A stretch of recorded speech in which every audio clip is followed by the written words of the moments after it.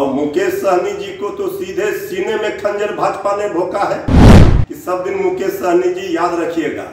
अब मुकेश सहनी जी को एहसास हो रहा है कि वो किसके झांसे में पड़ गए और अब छटपटा रहे हैं।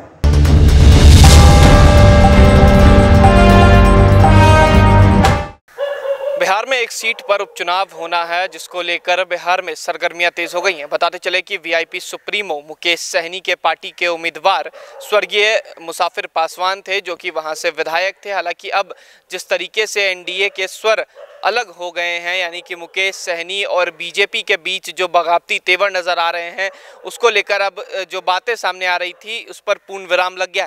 देखिए, बीजेपी ने साफ कह दिया है कि यह सीट पर उम्मीदवारी बीजेपी की होगी। बीजेपी बिहार में 74 सीटों पर उम्मीदवार है, यानी कि 74 सीटों पर विधायक हैं उनके। अब 75वां सीट भी बीजेपी अपने हिस्से में लाने की कोशिश कर रही है, यानी कि बोचहा सीट जो है, जो कि मुकेश सहनी की पार्टी की सीट थी एनडीए गठबंधन में, वो अब बीजेपी ने उस पर उम्मीदवारी जता दी है। बताते चले कि बीजेपी ने बीते दिनों बेबी कुमारी को बोचहा विधानसभा सीट से उम्मीदवार बना दिया है, जिसके बाद मुकेश सहनी और बीजेपी के बीच लगातार कलह जो है वो देखने को मिल रही है।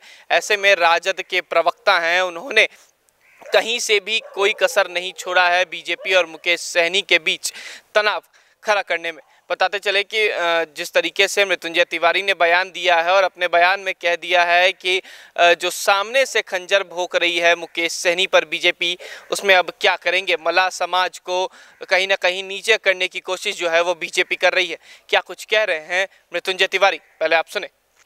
बीजेपी ने अपने सहयोगियों का ही रंग बदरंग कर दिया होली में। वीआईपी पार्टी की सीट थी बोचहा, वहां से बीजेपी ने उपचुनाव में अपने उम्मीदवारों के नाम का घोषणा कर दिया और मुकेश सहनी जी को तो सीधे सीने में खंजर भाजपा ने भोंका है। मुकेश सहनी जी छटपटा रहे हैं। मल्लाह समाज, निषाद समाज को बीजेपी ने अपमानित किया है और बीजेपी का तो चाल चरित्र चेहरा रहा है, मतलब निकल गया तो पहचानते नहीं। तो होली में अपने सहयोगियों को ही बीजेपी ने धोखा दिया, ऐसा तोहफा दिया कि सब दिन मुकेश सहनी जी याद रखिएगा। अब मुकेश सहनी जी को एहसास हो रहा है कि वो किसके झांसे में पड़ गए और अब छटपटा रहे हैं।